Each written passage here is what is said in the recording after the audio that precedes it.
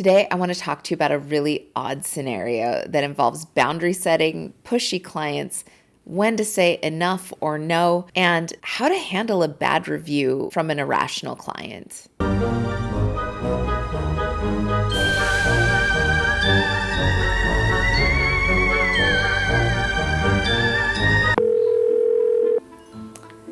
Thank you for calling Studio XYZ. This is Mary. How can I help you? Hey girl, my name is Dragonfly. I'm new to the area and I need a salon that can handle my unique needs. So first off, I'm really sensitive to auras and the last few places I visited just seem to be dark clouds. Ugh, don't even get me started. Hashtag control freaks. Also, I'm super sensitive to certain scents and I mean, it makes me feel like I'm going into a full-blown asthmatic attack. Now, my doctor says I'm not asthmatic, but what does she know anyways? So what I'm gonna need from you is some time to come in, check out the space before booking an appointment. Could I come in today and watch you work for maybe 45 minutes? Oh, an hour tops. You won't even know I'm there. So I'm having lunch next door and I'll be nearby around noon. Sound good? Oh, I would love to have you in today. However, I am just booked solid from start to finish, and I want to be able to give my full time and attention to my clients. But you can find all the necessary info you need on my website, salonxyz.com, or I can book you for a complimentary 15-minute consult where you can come into the studio, meet me, see the products I use, and you'll have my full attention. How does that sound? Alrighty, well, I look forward to meeting you on Tuesday. Thanks so much for calling. Bye-bye. Oh my gosh, girl, did you see that Love is Blind reunion? I swear, I fell asleep on the couch. I channeled Tiffany. I tried to stay up, but whew, it was just so... Oh. Hi! Can I help you? Oh, I just stopped in really quick to get some info. I'm gonna go look at the products. Just whenever you come to a stopping point, I'll be over here. Ooh, what's this?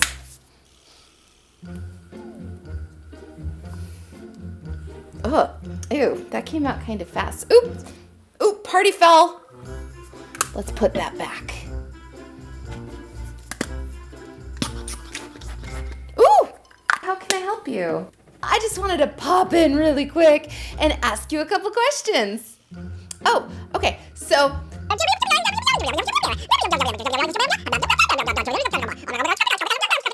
Oh, and by the way, do you think I can actually stay and I'll just sit in the corner? You won't even know I'm there, but I want to watch some appointments for like 10, 20 minutes, an hour tops, and I promise I'll be silent as a mouse. Oh, I'm so sorry. Just today's not going to be a great day for that. I'm booked completely solid, and while my clients are scheduled to be in the chair, I do want to be able to give my full focus to them, just as I want to be able to give you 100% of my focus when you're back here on Tuesday. So with that being said, do you have any further questions for me? No, you answered all my questions. Thank you so much. I appreciate it. I'm so sorry to interrupt. Okay, bye. Nah, just for a few minutes. I am so sorry about that. Where were we? Oh, yep, that's right. The reunion. Hi. Don't mind me. Is there something else that I I can have help you to with? see. I'm just gonna sit right here. You won't even know that I'm here.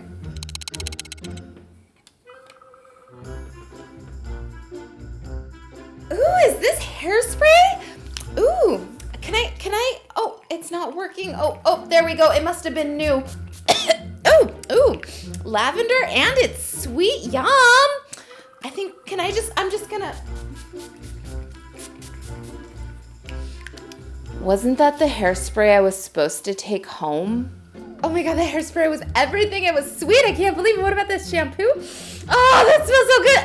Oh, definitely not sweet, but still smells like oranges.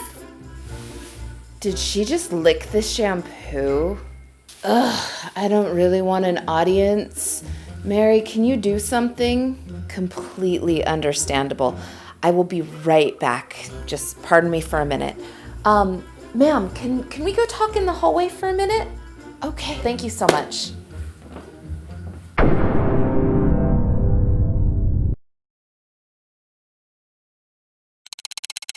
Dear Google Reviews, this is my review of Salon XYZ.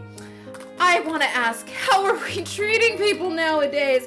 I called to see if I could come hang out and watch a couple of appointments, and the owner said no.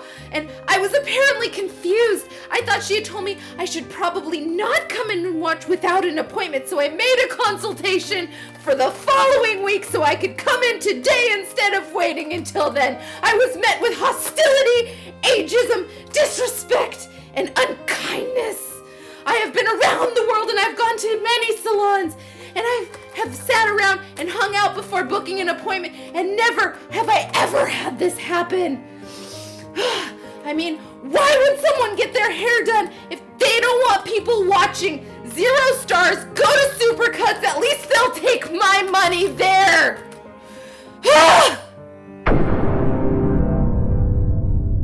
Hi, my name is Mary and I'm the stylist consultant.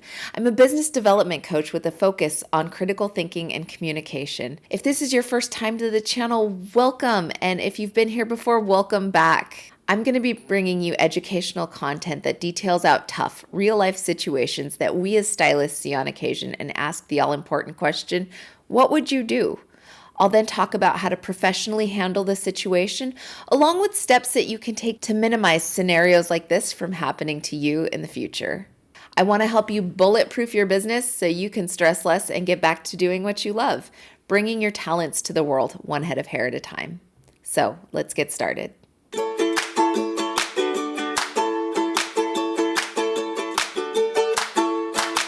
Okay, so here's what happened. A studio owner took a call one day from a potential new client who requested to come in and just sit and watch this stylist work on her clients for an hour or two. Now, as professionals, we want to honor our clients' time in our chair. We want to honor their privacy as well. We don't want to force an audience on them or make them feel like goldfish in a bowl or animals at the zoo.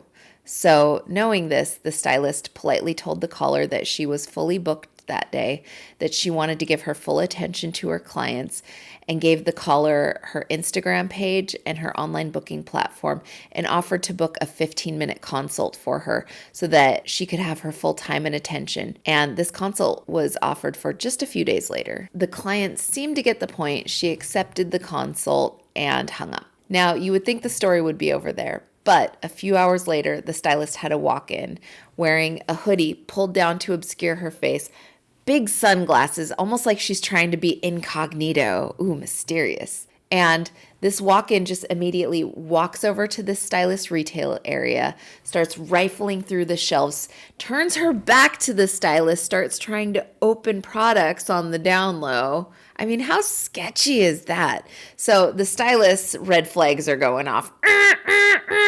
She stops what she's doing with her client and goes over to Miss Hoodie and asks if she can assist her with something. Miss Hoodie then proceeds to spout out question after question, and the stylist, trying to be accommodating, answers them for a few minutes. And when the stylist mentioned that she had to get back to her client, Miss Hoodie then asks, "Oh, can I sit here and watch you work for a couple hours?" So the stylist immediately realizes, oh my gosh, Miss Hoodie is the caller from earlier. And she is clearly hell-bent on watching appointments, even though the stylist has already set boundaries. So again, the stylist denied Miss Hoodie's request to sit and watch appointments, again, told her why, that she wanted her full attention to be on her clients and that she honors her guests' experience and privacy, gave her her business card, which had all the information the client would need, and wished her a good day and walked her to the door. So, did Miss Hoodie leave? If you said yes, wrong. Okay, so what happened is Miss Hoodie just stood by the door for another minute, staring and gawking, before coming back into the studio, entering the stylist's workspace while she's working with a client. She went and started rifling through the stylist's back bar products, opening, spraying things without asking, before going and finding an empty chair, sitting down, and then asking the stylist more questions. Why are you doing this? Why are you doing that? Would this style look good on me? What about that product? It smelled good. You get the point. Just rapid firing questions, interrupting the stylist, interrupting her client. And at this point, the stylist is feeling awkward. The client is uncomfortable, and everyone seems to be a little weirded out except for Miss Hoodie, who's completely oblivious to the situation. So to all of you out there, when faced with a potential client like this, not even a client, she hasn't even sat in your chair yet. When faced with someone like this who is pushy and just shows a blatant disregard for your policies and boundaries, how would you handle this? I know that my knee-jerk reaction would be absolutely to tell her off, tell her to get out and be done with it. But the stylist actually handled it really professionally. She asked Miss Hoodie if she could step outside with her for a minute, informed her that she would be canceling her consult the following Tuesday, and let her know the reason why. She didn't think Miss Hoodie would be a good fit for the studio due to her continued dismissal of boundaries and policies set forth. So, how do you think Miss Hoodie responded to this? Do you think that Miss Hoodie apologized to the stylist for ignoring her boundaries? Do you think that Miss Hoodie apologized to the client for continuing to disrupt her appointment? Do you think that Miss Hoodie took accountability for her actions? Hell no! Miss Hoodie went to Google and left a 1-star review, slamming the salon, saying she's never been so disrespected, saying that she was treated incredibly poorly, and that she can't believe that someone would treat her so badly. I mean, cue the violins. The dramatics were up high that day with this one. And she went out of her way to make sure that this salon looked as bad as possible in this situation, not taking any accountability for her behavior.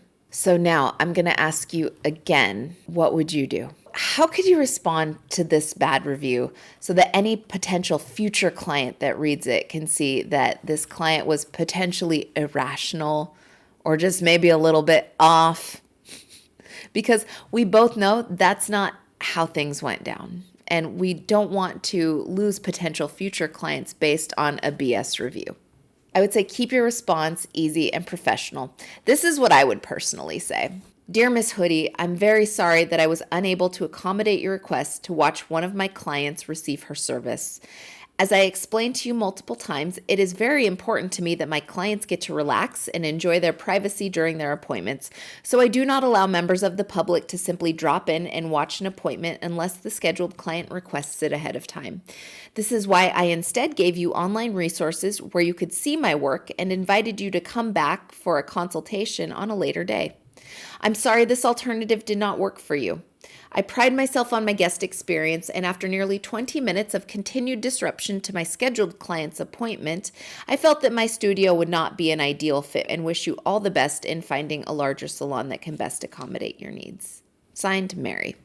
Now, a reply like this is a really great way to show A, your professionalism and politeness, B, grace under fire, and C, a desire for all clients who come to your studio to receive a great experience while they are in your chair. They will see a polite and a kind response and realize that maybe the reviewer was being a little irrational and that the stylist is a true professional. But I also want to make a bigger point with this, and that is when you are a stylist and a business owner and you set forth boundaries and you set forth policies that are constantly ignored by clients, I personally see that as a lack of respect to the stylist, to their business, and in this specific instance, it was a lack of respect to the client that was in the stylist's chair that day. I'm a firm believer in giving second chances and opening up the lines of communication.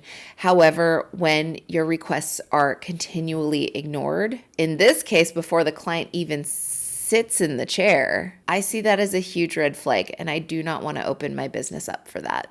One of the hardest things that we have to learn in this industry, and it comes with time, is learning when to say no and enough.